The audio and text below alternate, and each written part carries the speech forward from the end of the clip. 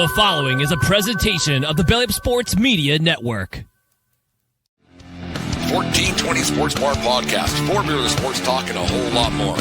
Join host Brent Radlinsky as he bellies up to the bar and gets the conversations going that'll make you think you're sitting in your local watering hole. It's sports, beer, and shenanigans, so sit back, grab a few beers, and let's get into it.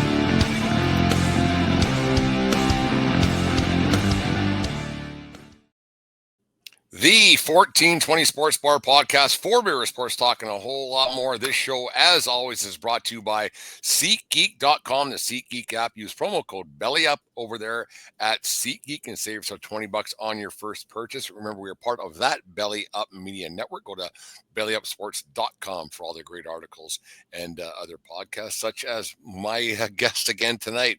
You can't seem to get rid of him. No, it's always a good thing having Aaron around. Aaron from Brutally Honest Sports. Welcome back to Belly Up Media Network. Aaron, how's things going? It's been a couple of weeks or about a month, but how's things, man?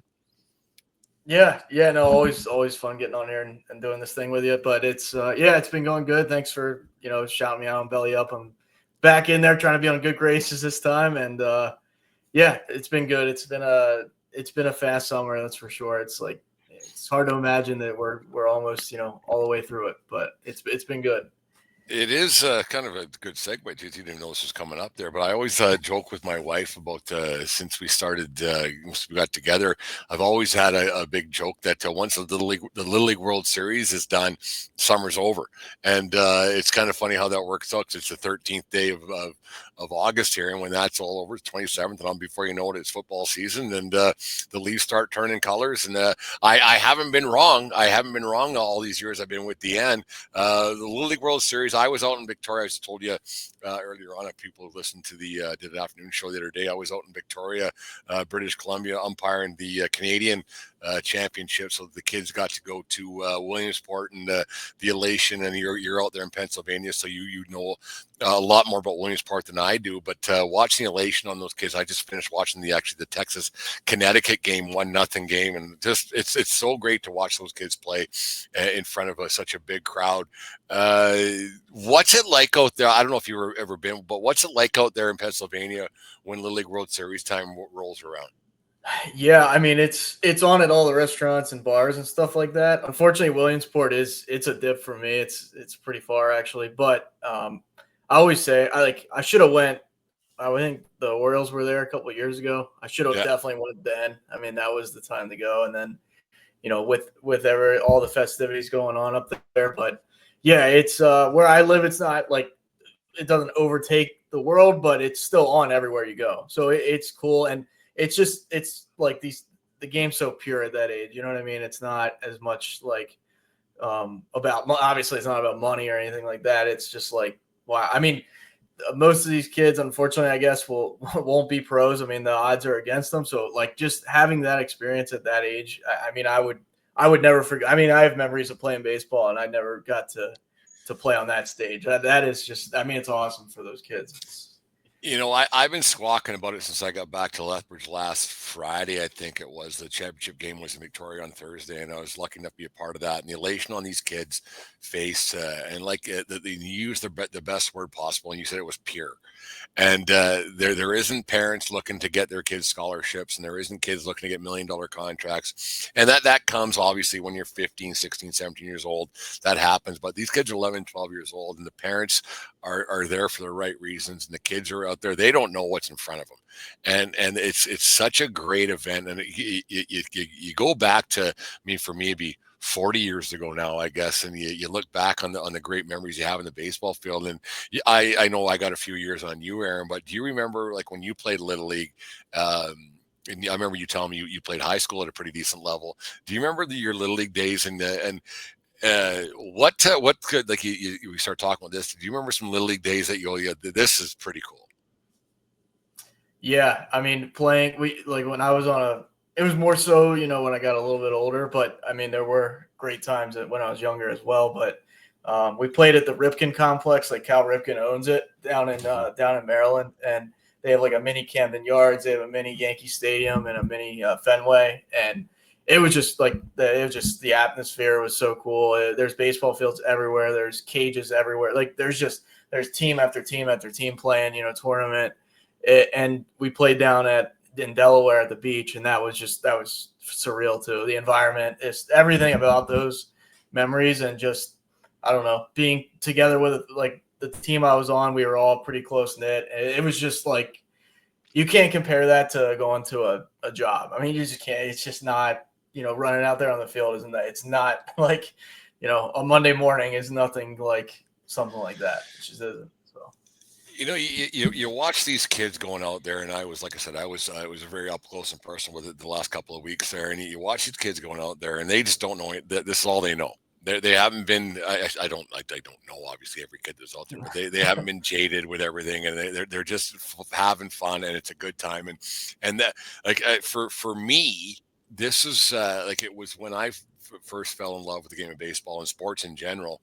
It kind of like it brings things back full circle a little bit for me.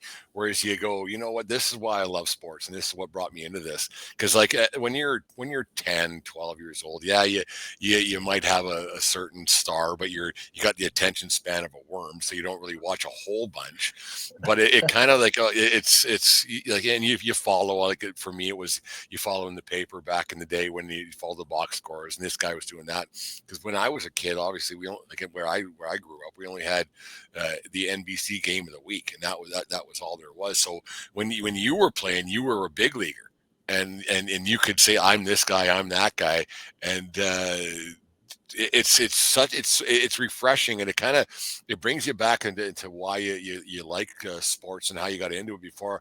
Although, and like we'll talk about later on, but before all the big money gets into it, but the game, and like you said, you nailed it, how pure it is, and it's I'm sure that was how it was for you too.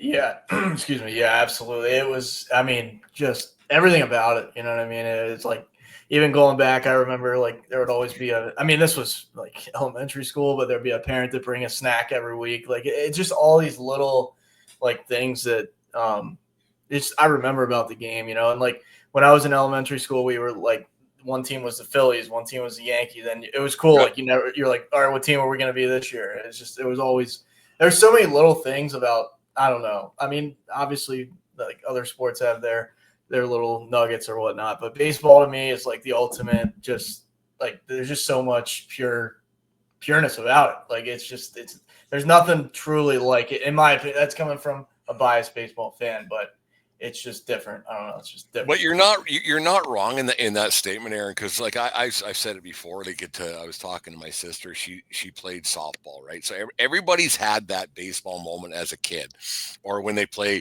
mixed slow pitch when they're adults drinking beer league, and everybody's had that moment where baseball. Because in general, the game doesn't change, right? There's 3 bases and a pitcher and a home plate and an umpire and this many guys on the field, and everybody has that moment or that certain home run or a game you may have pitched or whatever else, and the memories that last forever. Do you have one that sticks out in your mind that you go like, oh yeah, I was the shit that day. This one I'm good. That you might sit around, and that's the thing about, like, I was talking with some people when I was out in Victoria last week, that everybody has that moment. Because I talked to a lot of people who came back to the community that the tournament was being played in. Like there was an old guy. He had to have been, and he was probably almost 80 years old. And he said, I played here, this and that. My buddies had different memories of how, because there was a bunch of them that were BSing about what they remembered about Little League baseball playing on that same field 70 years prior. And like the memories always get a little bit better, obviously, and they always get a little bit thicker. Do you have one? Because the story hasn't gotten as thick as it was 70 years later, maybe 20 years later. Is there a story that you had that you remember from Little League baseball?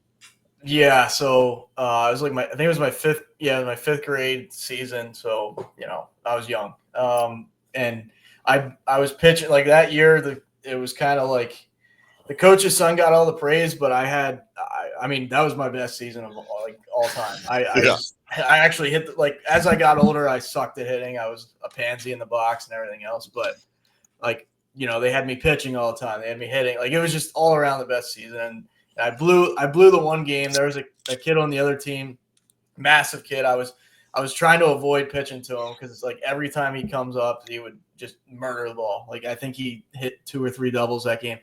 They walked it off on us like the previous game. So I was like in my head, I was like, we have to win this next one. And funny enough, I was on the Orioles at the time. It was just funny how that works out. But I hit a walk-off triple, and I'll never forget. It just felt like it was like a movie, like almost like Moneyball when he hits, I think it was Hattenberg that hits that ball. Yeah. And like time stops. Like that's what it's true, because I didn't like hear anything after I like rounded first. It was just like, it's like we won. Like, and it was just, it hit me like, because I kept telling myself, like, we got to win. Like, I blew that game earlier in the week. I was like, we have to win this one. And I think it was to make the playoffs at the time or whatever. It was an important game, too. And I'll never, like, to this day, I think there'll be times I'll just think about that. And it's like, wow. Like, it felt like time stopped, and that's probably one of the only moments in my life that's ever felt like that. Yeah, I had one where there's to go to the you win your district, then you go on to the whatever to go on to the next to get to Williamsport. So I was, I don't know, 11 or 12 years old, and I was at the bat, and there was a guy at second, and I hit a bounding single over the first baseman's head, and the second baseman came around. This was Jesus. The second baseman came around to get it, but the base paths are so short, and I've been the same height since I was 12, so there was 4 steps to me to get first base. But I remember coming out of the batter's box and jumping up and down because I thought it was a base hit for sure.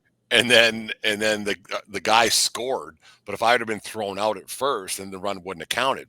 And I was so happy but okay, I did the first few jumps. And I got to go. And I got to first base. You know what I mean? But I remember having thoughts in my head, and I mean, the story obviously gets better all these years later. But you remember, like if I would have got thrown out at first base, how mad everybody would have been. Like just like, what the hell? What were you doing? Because you just taught to run to first base, but you're 10, you're 12, whatever age I was. Like, hey, oh Jesus, I'm out. So I had nightmares about that. Like, what happened if I'd have been the biggest loser of all time? And because that tournament was across the street from my parents' house, where my mom still lives to this day. So it was like, I couldn't have shown my face around the ballpark again. And it meant so much to me and to the community and to my family and to the other kids. But in general, it don't mean a whole bunch to a lot of people, but it means so much as a kid. And that's something that it's so great about where you get your love of sports before all the money and everything gets involved in it, and all the stupid stuff that happens. It's really refreshing to watch that, and it's crazy to how it all kind of comes full circle, and you watch it and you remember why you love sports. Yeah, it's got to be, when you were playing, and then like you probably just observe the umpire because they're there. You probably, I mean, maybe I doubt as like a 12-year-old, you're probably thinking, well, one day I'll still be involved in the game. Like that's kind of has to be full circle, because it's like I'm still here, like in some form or fashion, I'm still involved. Like, yeah, it was really cool, and you see little kids getting all, and it was quite funny. Hey, I don't make bad calls. I'm sure I do, but whatever. But what's that one umpire that was like bad, and he's like, I've never made a bad call. I forget that guy, but there was a few times where, not a few, but there was a couple of times where I trust me, I've watched the streams, I watched back, I was right, but there was like a couple of times where the 12-year-old kid's giving you the side eye, you're like, dude, but they don't say anything, and that like goes back to, like you said, it's so pure. They're like, I'm going to respect my elders. I'm out. He said I'm out, and arguing's not going to do me any good, because that guy's an adult, and I should just shut up. And they just went. 3 years later, when they're 15, 16, and you probably remember when you played high school baseball. Yeah, fucking guy. Yeah, it's stupid. Yeah, it's just funny when you're 11 and 12, you're like, okay, I'm out, and that's it. Like you said, it progresses so fast, because like fast forward a couple of years, and like, I mean, you hear the most. You're around it. You hear the most obscure things like ever probably you'll ever hear is on a baseball field. So it's funny. 11 and 12. That's like you're just happy to be there almost. Like you're just there. Like before we came on the air, like we were talking briefly, just talking about Williamsport. There, we'll get back there in a second here. And when there was a pretty good crowd. There was Connecticut playing Texas, and the kid had a perfect game through 4, and he was in the 5th perfect game and got a hit. He threw a one hitter, struck out 12 out of 18, blah blah blah, and all this stuff. And then they have the LED lights are going off, and you see, like, to be an 11-year-old kid, and these lights are, you must be just like, what the hell's going on here? Like this, like. And how to be grounded, like, okay, yeah, I'm a big leaguer, and you're 12. I think it's the greatest event on the planet. And it wraps up a summer quite nicely with all the crap that goes on through the baseball season that we watch. It's I don't know, it's pretty great. Yeah, absolutely. Yeah, I think I kind of caught the tail. Like when I played it, we didn't have all that. I mean, we had no. Like when we got, I remember. A lot of times they'd play like Living on a Prayer or something. Like it's still, that's not like my cup of tea as far as rock music, but I was still like, man, I'm on the field and they're playing like, I can dig it. You know what I mean? But to have all that, I mean, like that would be like, and as a kid, like you're looking around like these, like everything is, it's like magnified, when you're a kid, it's like, wow, this is like, it just hits different. And you get older, it's like, yeah, it's cool. But like when you're in that time period, like, the world is just a beautiful place almost. Like, I couldn't imagine 20 years later or 30 years later, whatever it is, or 40 years later, we have the reunions and stuff where you just go home after you move away and you're sitting amongst your buddies. And do you remember that? And remember, it must be so like, hell yeah, it was cool. Like it's something that because you did it as a kid, right? It wasn't your parents doing it. It wasn't you did it as a kid, and you get a chance to reminisce years later. It must be the stories that must fly out of that must be just unbelievable. And most teams that go there, like Canada's going to go there and get their teeth kicked in because they'll end up playing the Dominican and whoever else. I can't remember who they're playing to see their pool, but you can't take that championship away when you're 12 years old. I'm a Canadian champion. And it must be just I don't know. It's great in a world with so much crap, and I think that's what's great about Little League baseball. And there's probably other sports like that, but because we're baseball guys, I think the great thing about Little League baseball is kids can just forget it, and none of the other crap matters, and none of the stuff matters, and you go out and play for a couple hours in your community. Like you said, you played for the Orioles back in 19 or 2000. Whatever year it was, and you go, yeah, it was great, and you don't even know that there's even politics. Like it's just you can get away from it all. Yeah, I thoroughly, even as I got, there were definitely tougher times as I got older with just stuff, personal stuff, but like just getting on the baseball field is just a different, I don't know, it's just it takes it away. Even when you're going through stuff outside of baseball, like when you're there, it's just I don't know if pure again is, I don't want to overuse that, but it's a break. Yeah, it's a break from the everyday mundane like issues and just life in general. Like even like I said, as I got older, it was like I look forward to it. Like if we had a tournament, and even if it was an all weekend tournament, like we'll see what we can do. Let's see what happens. Like we get to take the field. That's at the end of the day, that's better than not taking the field to me. So. Yeah, you can just get yourself away from everything, and it's just it's great, and then get yourself back into things. Like I was, I'm a Yankee guy, obviously, and everybody listens to the show knows I'm a Yankee guy, and I was listening to the Michael Kay show today, and I was quite shocked to hear that the Yankees are having their problems, and it's well documented. And it's obviously it's clickbait no matter what. And I've talked about it a couple of times last week on the show here. But there's a team out on the West Coast that's having themselves a heck of a problem there with the Los Angeles Dodgers. They had a 9-game lead not that long ago, and all of a sudden they're tied with the San Diego Padres. If you were a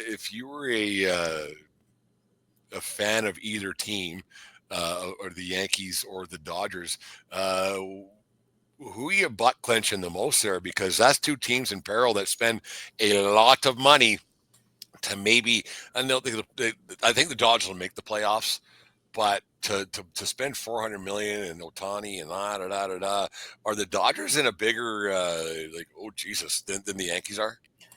Kind of looking at they're like, the Dodgers are about 4 games better than the Yankees right now. That's really nothing. not to pile on your Yankees, I think I'd be a little bit more disappointed there. I mean, the Cole injury we knew was going to be a problem, and that was going to create a little bit of an issue. But I look at it like if I'm a Yankees fan, we're sitting there in third place. I know it doesn't necessarily matter if you're not in first, you're not in first, but that kind of, as prideful as Yankees fans are, they never make. Well, they're stupid in general. Yeah, it's like to see them in third on August 13th is like, wow. I mean, I like almost every year, if you're asking me who's going to win the AL East, at least in the last 5 years, I would never bet on the Jays. They know how to collapse like the best of them. they're real good. Yeah, they're real good this year. The Red Sox, as they just lost tonight, but whatever. Yeah. I still like if I'm not going to say I would. I don't know which way I would lean on the Padres. I mean, the Padres went out at the deadline and just went balls to the wall. They got two really good players from the Orioles. They got Mason Miller out of the A's and JP Sears. Like they really did what they had to do. They unloaded the farm. They always say they don't care about the farm, so this is what they're going for. The Dodgers, for whatever reason, I don't know if it's their training staff, but it seems like every pitcher that goes there gets injured. I don't really understand why that is, but I think just because of, I'm not going to say, the World Series advantage because both the Yankees and Dodgers were in it. I think the Dodgers will right the ship. I'm not 100% sure if the Yankees will. This just the way it's kind of gone lately. It's been like the Yankees will struggle here and there, but this has gone on for a lot longer than I can remember seeing a Yankee team struggle. What they are is what they are now, right? Like since June or since May, there's not many teams worse. Like they got to a great start. And the large sample size is who you are, and that's just what it is. Like it's just they're just not good enough. And the Dodgers, I agree. It's great. It's odd to see them to fall 9 games to lose 9 games, but eventually they're the Dodgers. They're going to be okay. It's just hard to fathom having that big of a lead. And even the Mets they were the best team in baseball about two months ago, and now they can't. They may not make the playoffs. And it's like, what the hell is going on? And it doesn't, like, spending all that money and like, okay, well, let's go full circle. You watch Little League baseball, you don't spend a bunch of money to win a Little League World Series, and just a bunch of kids having fun. Just because you spend a bunch of money doesn't mean you're going to win anything. And the Mets are they're pretty much the poster boy for you can't outspend your problems. And it's just once there's a culture there, and like the Mets have a history of not doing much. Is that just what it is? Like, yeah, they're the Mets. They're just the Mets that you don't expect, and you don't expect them to do anything. Like you go out and spend $765 million on a player or 51 a year, whatever you want to break it down to, and you're like, well, what did that get us? Doesn't make it. One guy doesn't like you need, like, baseball's a sport built on individualistic endeavors and achievements. But if the rest of the guys ain't going, then what do you got? Yeah, I mean, I think I've seen it before with the Phillies where it's like, it looks like they're all – it's not a team. Like sometimes lately I can say the Phillies look a lot better as they get killed tonight. But it's funny how that works, eh? No, they're great. No, not tonight, though. Yeah, like a series against the Reds trips them up. It's weird, but I swear, like I'll watch like I'll even think sometimes before the Orioles completely just gave up on the season. I thought they play like a team, and then there's like the Mets. I've watched them sometimes. I don't know if they play like a team. They're like Alonso thinks he's gonna win the game. You got Lindor doing God knows what. He just hasn't played that well, and then like it's a bunch of guys that are like trying to individually win the game almost, and it's like they're not doing the little things. You hit a guy, there's one out, you want to get the guy to third or whatever, or no outs, you get the guy to third for a sac fly or whatnot, and stuff like that. Some of these teams, I just think you watch them and they're like, yep, I'm going to hit a home run. I'm going to hit a double. They don't do just the little things to get runs in. And the Mets to me are like, I don't get it. It's almost like the Yankees and Mets just can't get out of their own way right now. It's just, can you have too many stars? I think I was watching the Yankee game last night, and they were laughing about Stanton hitting for the cycle because he had a home run, double, then a single, and they were laughing. He's a triple away from the cycle. Like, and Michael Caine and Paul O'Neill were laughing. Like, he's not getting a triple. Like, he's just not. Like, it was I had more of a chance of getting a triple than Giancarlo Stanton does.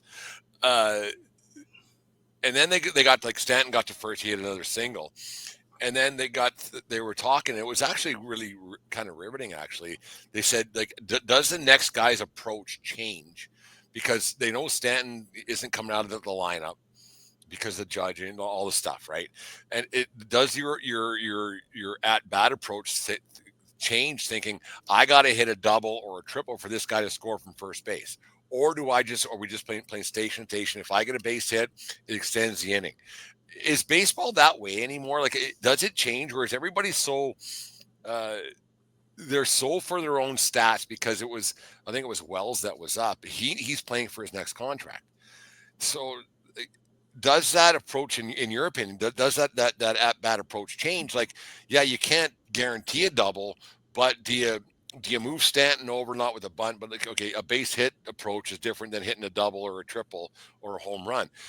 Is that a major factor in a lot of these players, the way the game's played a lot? I think so, to a certain degree. I mean, I think to your previous question, is there a problem when there's too much stars? I think you have to have like leadership, because if you look at like the Yankees back in the day with, Posada, A-Rod, everybody, and Teixeira, like, you still had I think Jeter or other people in that locker room were like, all right, winning is like, because you talked, Jeter was kind of like Brady. It was like, winning is all that matters. Sure, he wants to hit 300, I'm sure, and be a Hall of Famer, but a lot of these teams nowadays, like the Phillies, I think, for example, like, I'll watch. I swear to God, I know Harper wants to win, but that guy, like, he just, it seems like it's me. Like, the team could be 8-0, and he's 0-for-3, and he's like moping around, like, oh man, like if he's not the spotlight, it's like, and maybe I'm way off on that assessment, but I get that feeling. What you see is what you see, Aaron. It's not it can't be like, it's what you see, what you see. There's guys, like, you watch.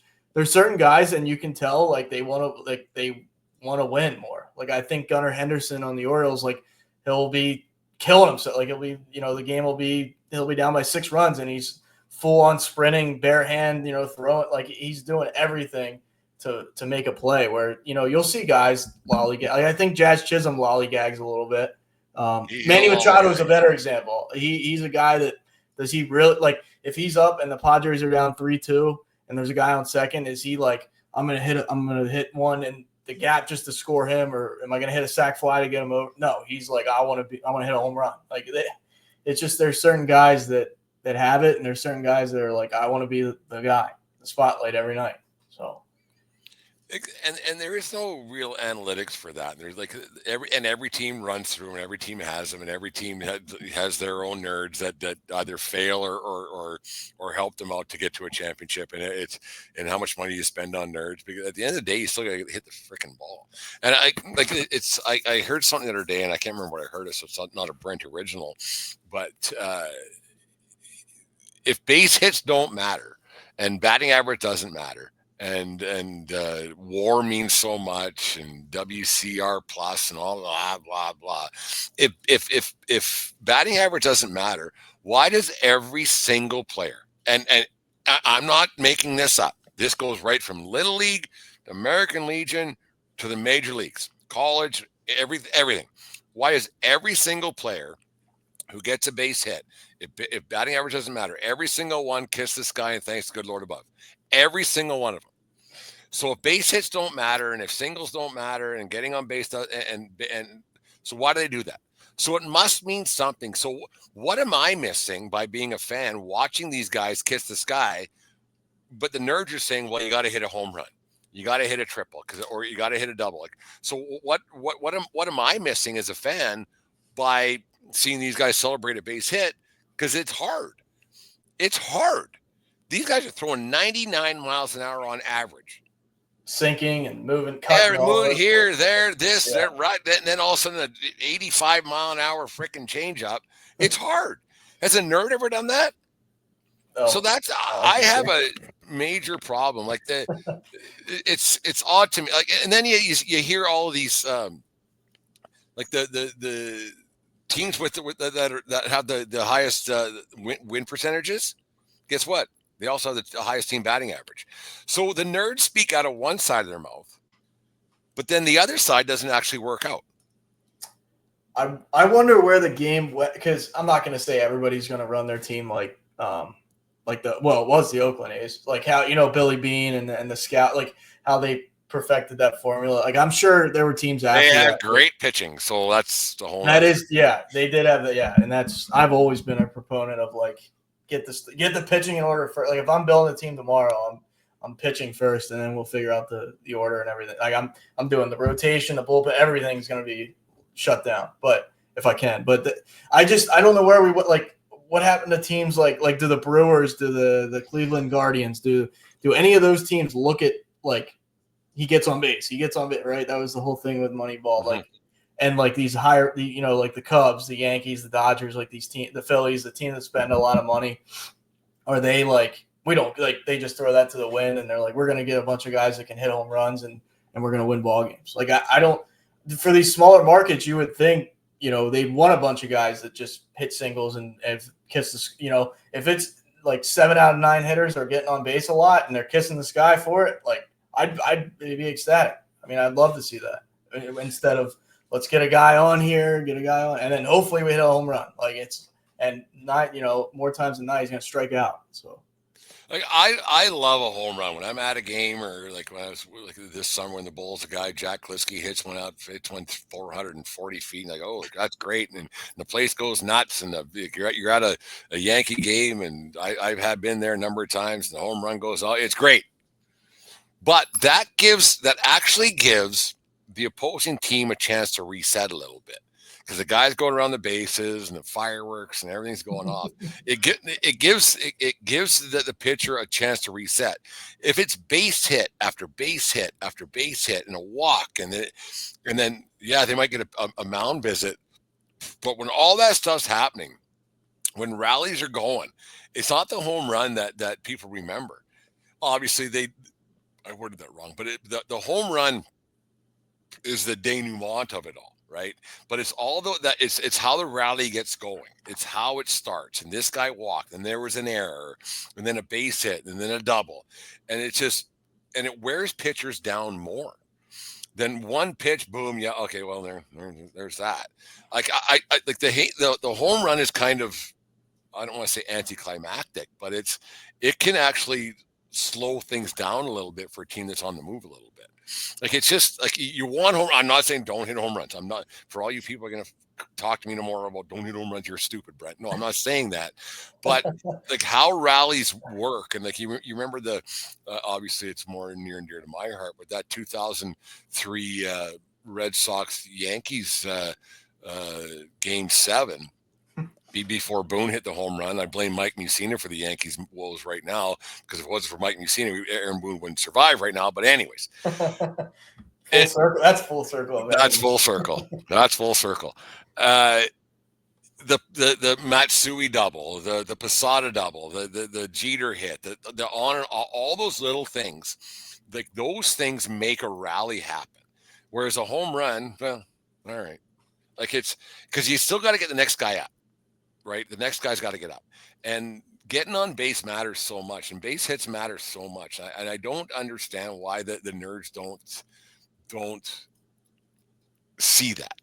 Like what the numbers say. Like, and I think we've talked about this in the past. We've talked about it so many times, but that eye test thing, that has to mean a lot more. I mean, Joe Torre was on Old Timers Day on Saturday there. Sorry. Talking about, it's all fine and dandy, but the eyes tell a bigger story.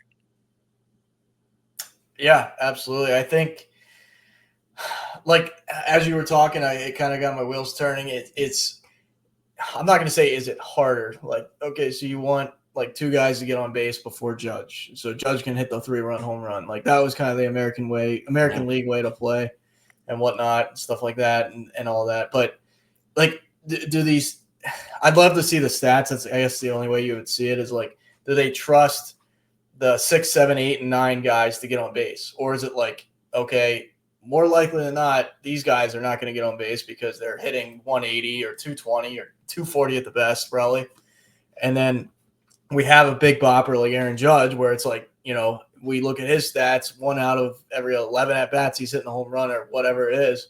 Our team's looking at that like, let's just get a couple guys that can get on base consistently, and then have the guy hit the 3-run home run. And more likely than not, if we have that happen more than often, that's why everybody's so worried about launch angle and this and that, because they're like, let's get a couple home runs a game and hopefully we cruise that way instead of hit like you're relying on batters 4 through 8 to get hits consistently. And then do you really see that a lot? I don't know.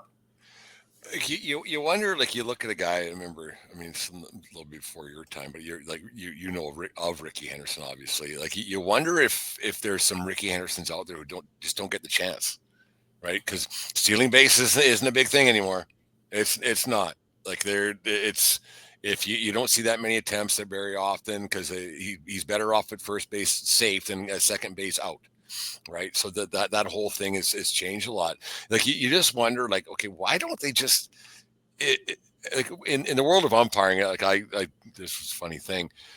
When I was out there in Victoria, I'm kind of a savant, I guess, a little bit, but I was saying, like, this guy matters, but this guy matters more when the runner's got around the bases. Like, the guy at home plate, when he's batting, it matters. But this guy's at first, that's more important. And the guy at second is important. But the guy at third base, the runner, he's more important. Like, that's the most important guy that going. So you got to make sure we're ahead of the game. And getting guys, moving them around. I because you have guys hitting 200, and they're like, okay, like, are you hoping 1 out of 5 times? So once again, this guy might get a hit. And if he had 2 last night, he ain't getting 1 tonight. That's right. Yeah, very true. And if the nerds want to go nerdy, I'll go nerd back on it. If you got 2 hits last night, or if you got 3 last night, you probably aren't going to hit until Saturday. Right. So what are we doing here? We got to get this guy closer to home plate, because that's how you win ball games. I don't know this to be true, but I don't, are these teams looking at like on base percentage? Like, that's obviously you watch Moneyball, you see that, like, that was one of the bigger things they talked about. Like, Kevin Youkilis had the best eye, right? And he just would, like, the ball being, that's another thing. And I don't want to rain on your fellow comrades there, but you watch the MLB and it's there's shitty calls. There's balls that are 3 inches off the plate, and it's like, that's another thing. It's like, so now you're depending on that guy to be having a good night, right? Like, maybe there's guys out there that are like a Kevin Youkilis, or maybe not to that level, but like, I watch Schwarber a lot, and he's so frustrating because he can be, just hit the home run, like, it looks like it's effortless, and then he'll strike out on a ball that's like right down the middle. It just doesn't. He's very, like, it's just weird to watch.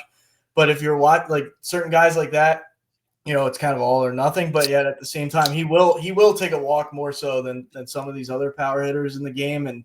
But that's what I would try and build a team at on base percentage. Like, just, can we get everybody?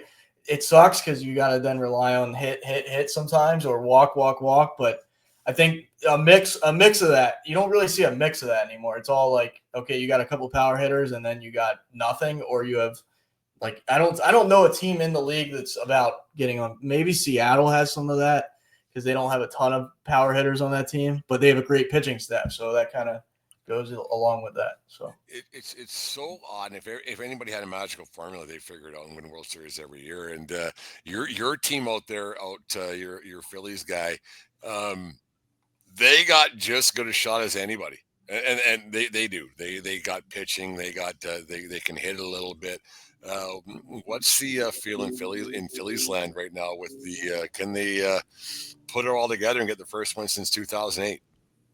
That's because that's a long time ago, Aaron. I don't know if you know that. That's 17 years, right? Yeah, so I remember playing. Who says the Yankees? Yeah, you haven't won. These are the Phillies.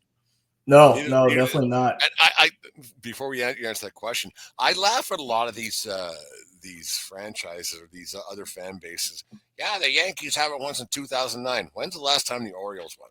When's the last time the Jays? Because The I'm in Pirates or Canada. something. Yeah. I'm in Canada. Like, when's the last time the Jays won? 1993, 32 years ago. So shut up. And That's I'm not. fine with I'm me. not. They got 27 World Series. I don't care. The next one matters to me. So do the Phillies? That's the whole, like, what you said there, nailed it. Is like to me, the Yankees are like the Cowboys, where it's like every year people. I mean, there's numerous people that are like, nope, Yankees are winning it this year. No matter what, they could have the worst pitching rotation in the league. They never will. They're stupid. They don't watch games. Well, yeah, but you know what I mean? They get that. They get that press no matter what. So that's why there's always that.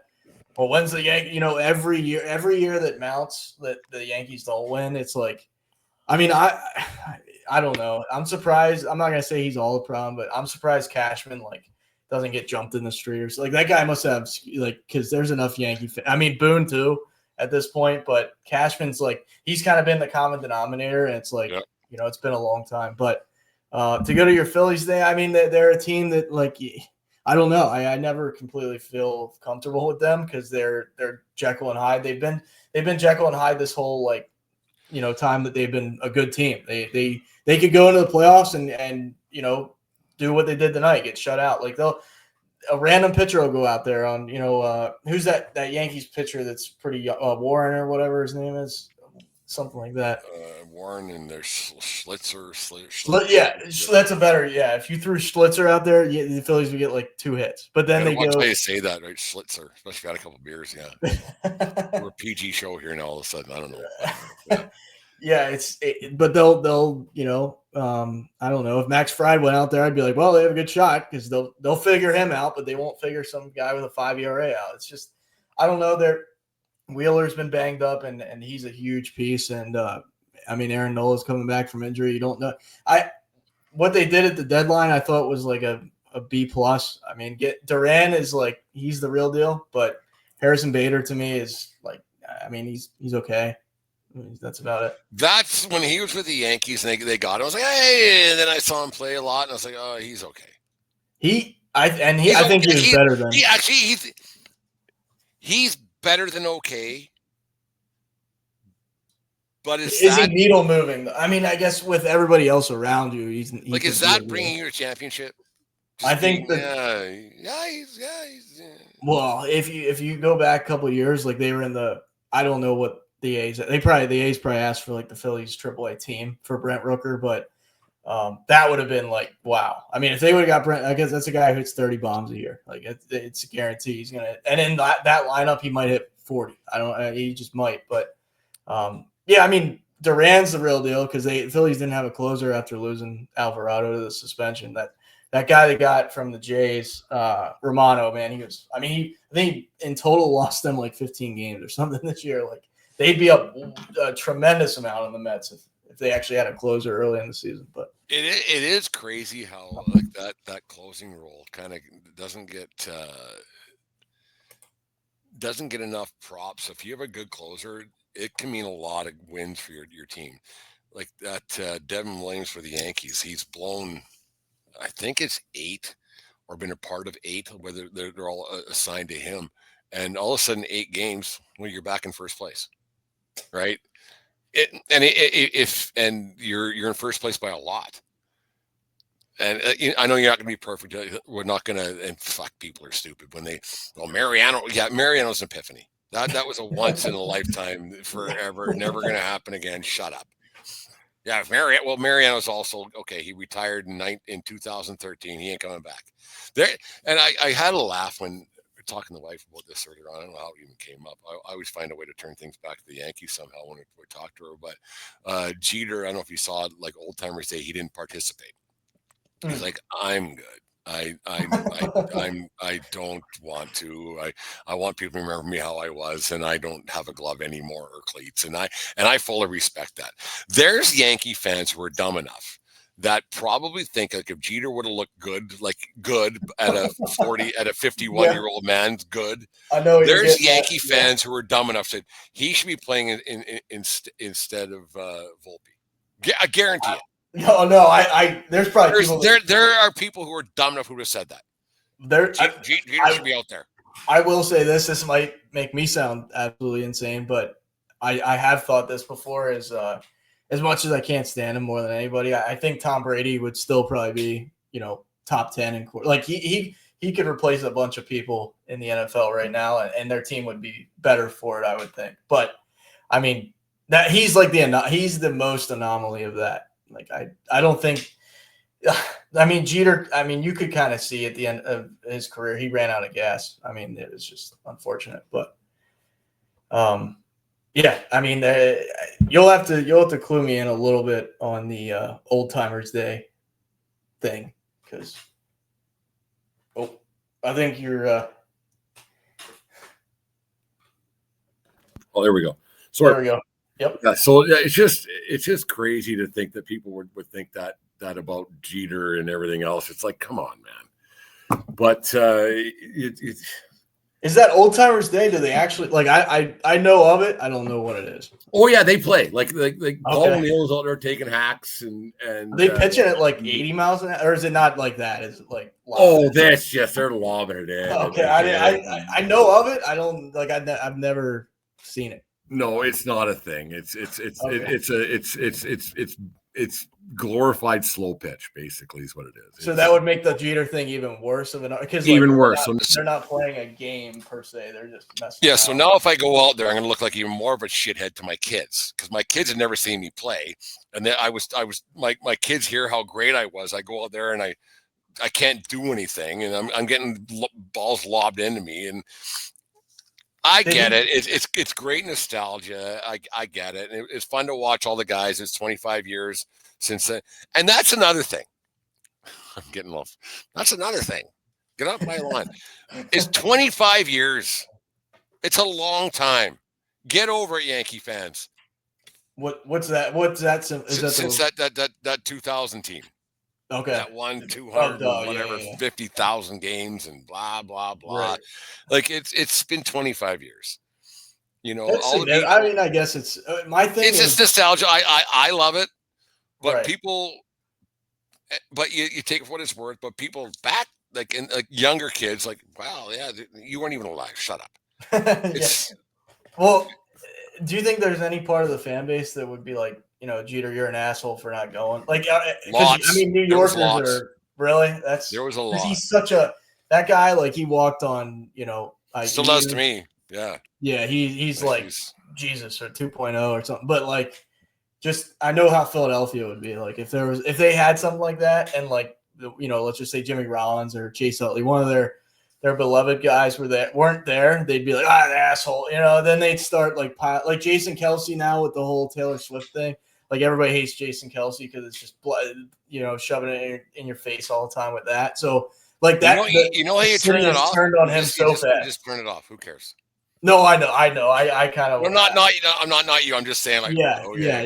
It's one of those, like, the city turned on him. Like, there's people that still love him, but if you look at the comment section, like they're like, that sellout, that and this guy was like a big part of winning the championship, and it's like that. That's why I want to get your perspective on Jeter, because it's like, just because he didn't do something that they wanted him to do, it's like, this guy sucks. Right, you should be there for the fans. Why? I'm not gonna say he doesn't care for the fan. That's a little harsh, but like, at the end of the day, like, he did his time. He played for 20 years. Like, what does he owe He put his time, and he don't owe them a thing. That's nothing. For them to get upset, that's like, I mean, you want to see him out there, probably. I get it. Like, I'm a Yankee guy, and Jeter walks on the water and everything else. He put his time in for me. Like, whatever. When it's over, it's over. I'm glad he retired when he did, and I went on the Jeter retirement tour. I went to New York, and where else did I go? Seattle, Oakland, Anaheim, and there was one other the little tour there, and it was great. It was great, but it's over, right? He don't owe Brent Radlinsky a fucking thing, nothing. And these people who think that these athletes owe them something, they're out of their minds. They're out of their minds. Yeah, like it's they don't owe you an autograph. Like, it's their job. It's their job, and they do it for 3 hours a night. Like in baseball, 162 a year. In football, 17 games. It's just their job, right? And just leave them alone. They don't owe me a thing. Like, did they make money because of me? Probably not, because the money that they got paid came from whatever the owner's actual businesses or other businesses are. And it just when fans get so maniacal about that stuff, it's like, what are you doing, man? Yeah, Like, you still got to go to work tomorrow, right? Like, right on, you're mad. You smashed your TV. Now what? Now you got to work for 2 more days, find a part-time job, or start delivering, skip the dishes to buy your new TV.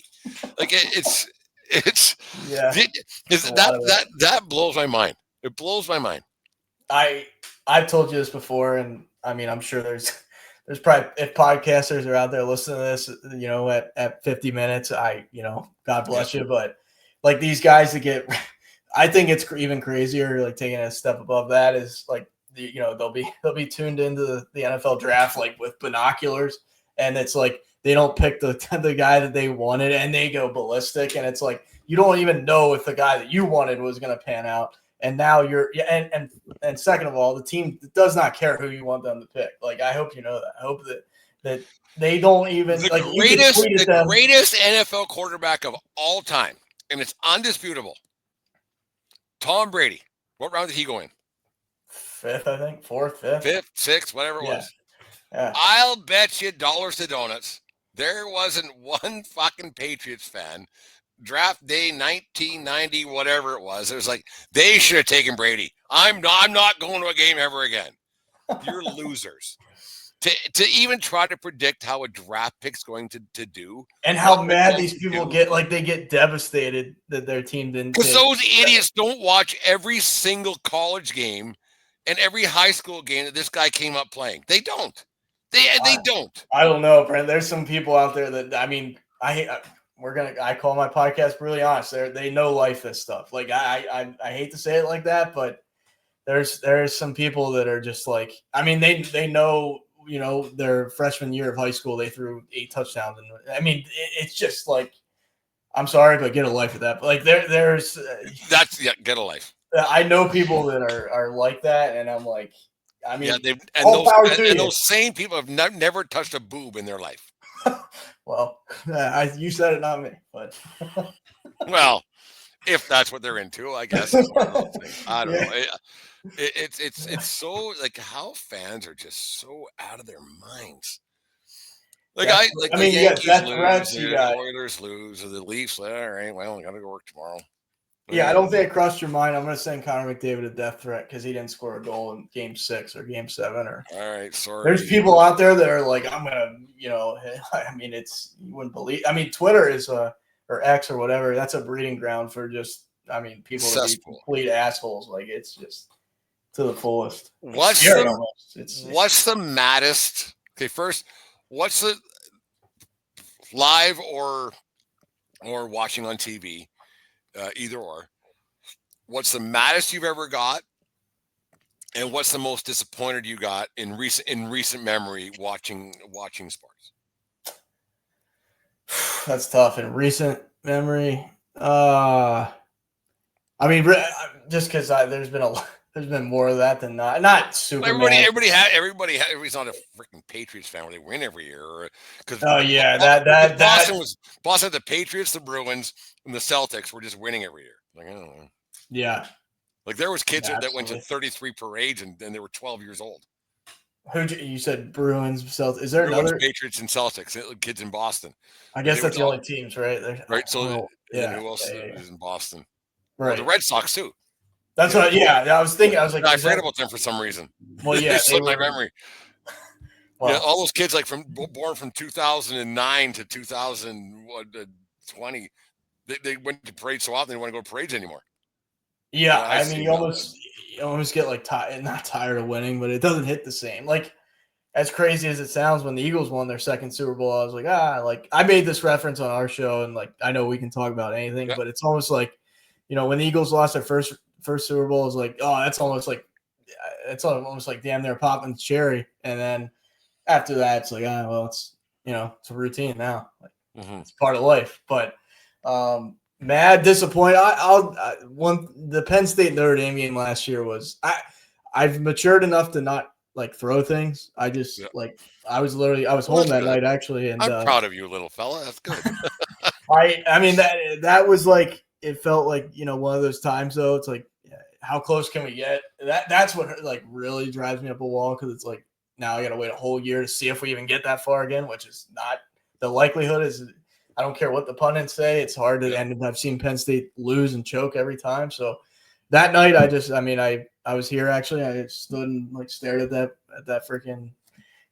door for like 20 minutes. I just like put my phone on the ground and I was like, I'm just gonna sit here and ponder life and my thoughts right now because I'm not gonna break anything. But just last year, I mean, they had that game in control and they had every chance to win that game and they found every chance to lose it. So that was.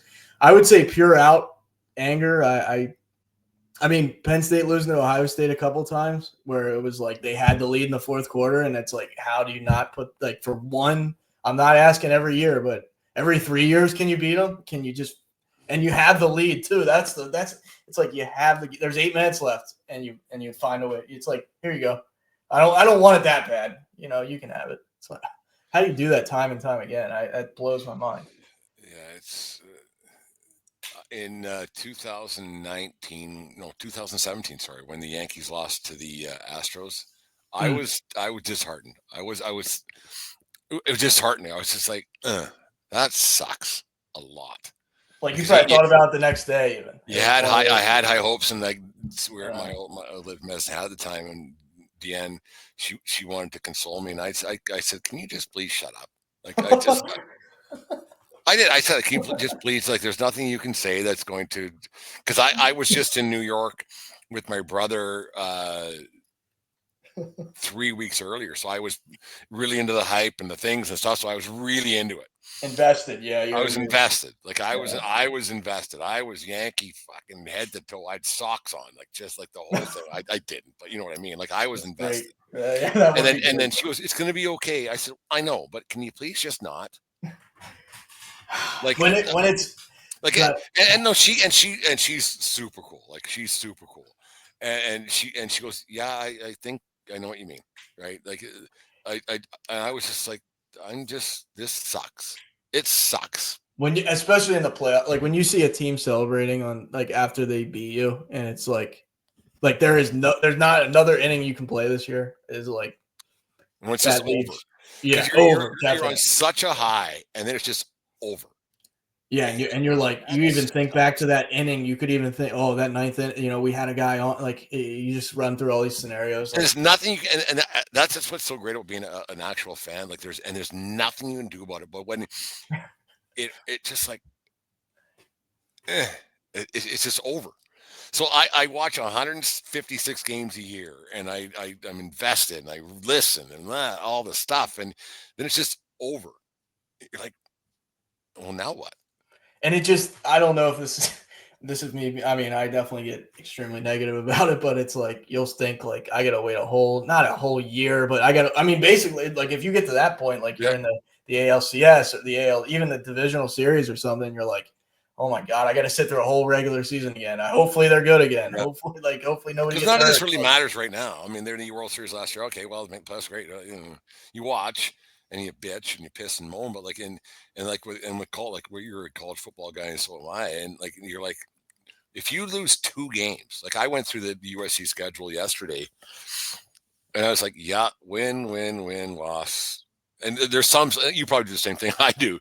Yeah, I expect a loss here, expect a loss here, and you're like okay with that, and you're like okay, well I get that, like I expect 9-3, might get a play, whatever. You're probably the same way. Like, well, if they lose on this day, what the fuck am I doing here?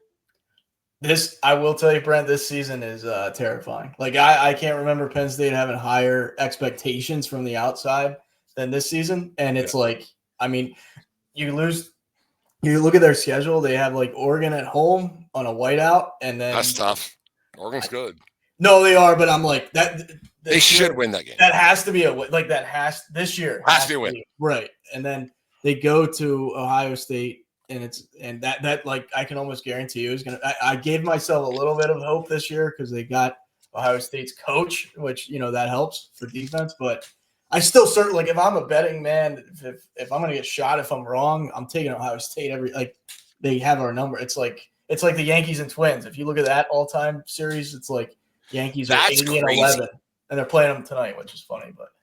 That's crazy. And that's what it feels like to be a Penn State. Like in my lifetime, in 29 years, it feels like that Ohio State and like Penn that State. Twins Yankees thing. That's absolutely obscene. How bad. And I know the Twins have basically given away they traded 10 out of their 25 or 10 out of their 25 roster spots. But over the years, how the Yankees just beat they just beat them. It's nuts. It's just like.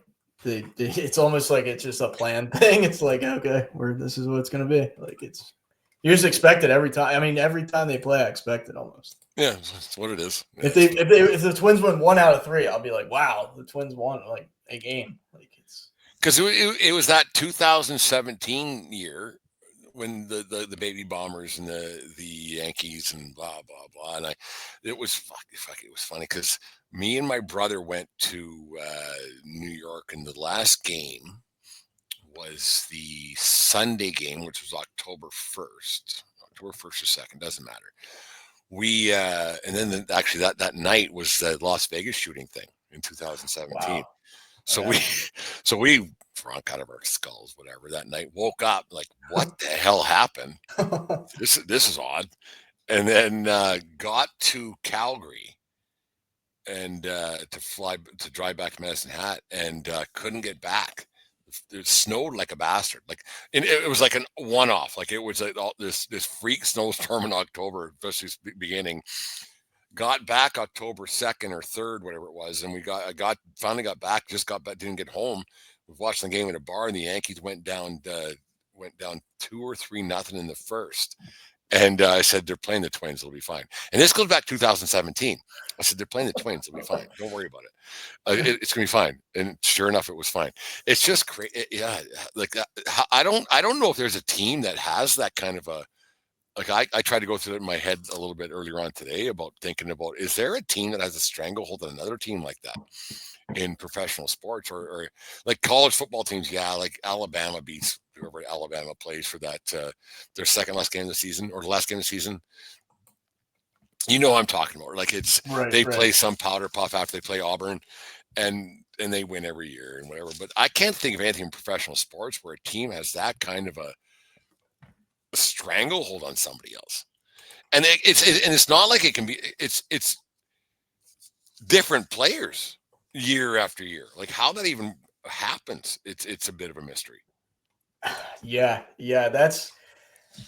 I don't know if that highlights how bad. I mean, I shouldn't say that because it's not like the Twins or the Rays. Like we've seen the Rays be better than the Twins in the last 10, 15 years, and they spend no money. So it's like that has to go to like an organizational like.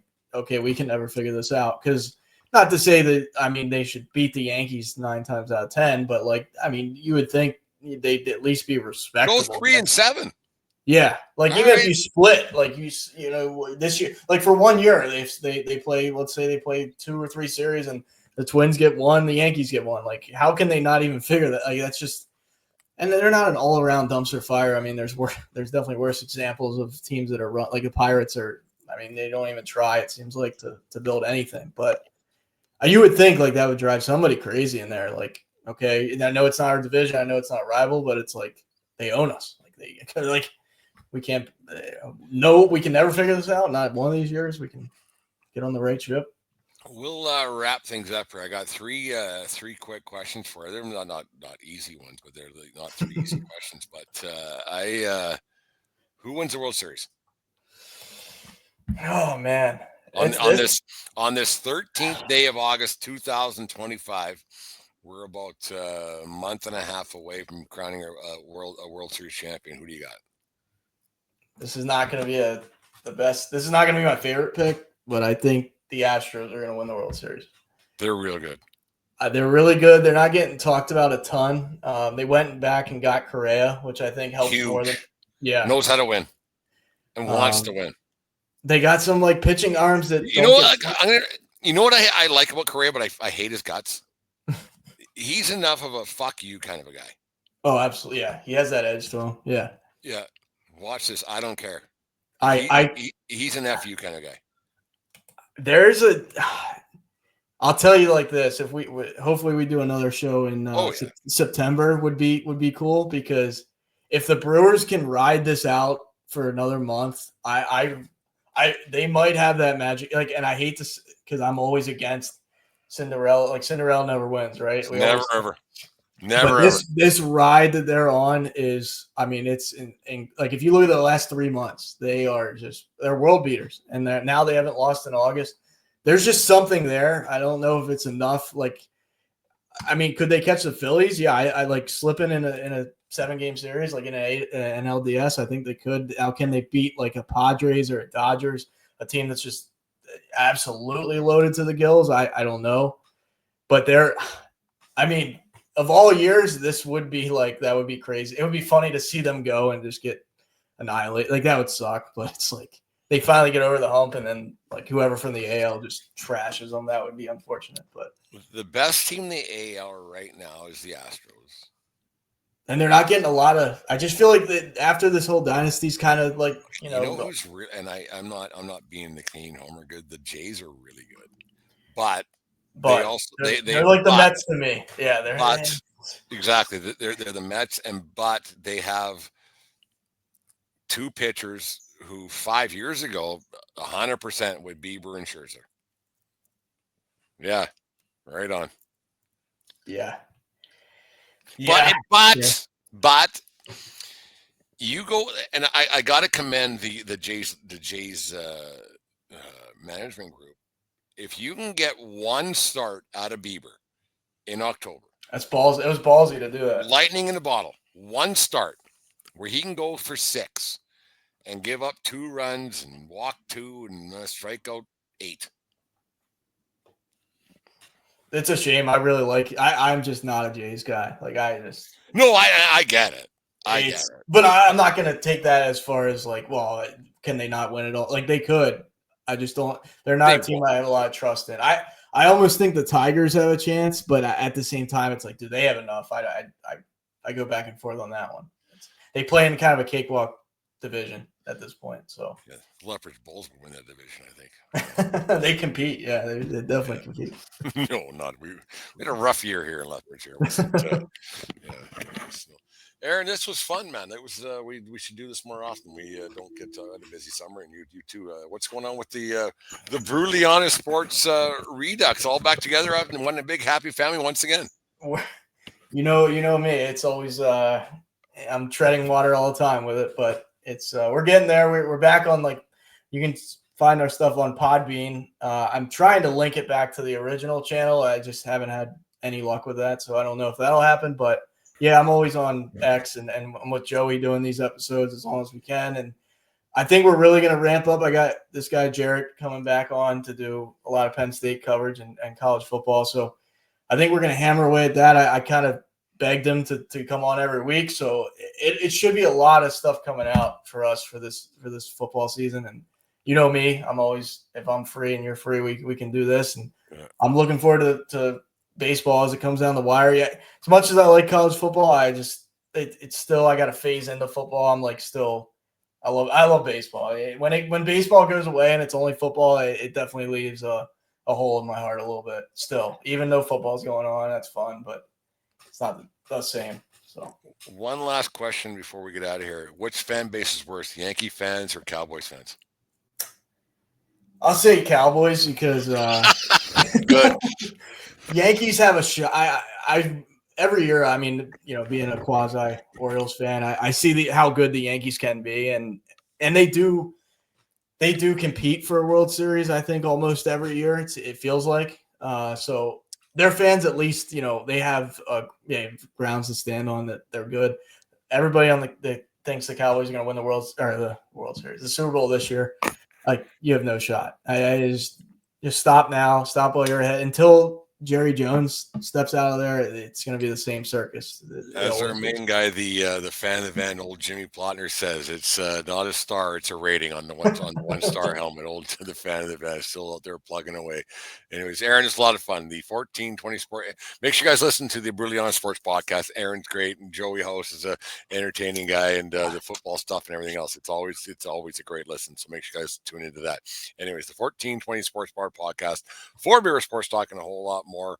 It doesn't matter where you are, it's who you're with. Have a good night, folks. We'll talk to you again later. Aaron, thanks again for joining us on the show tonight. We'll do it again very soon.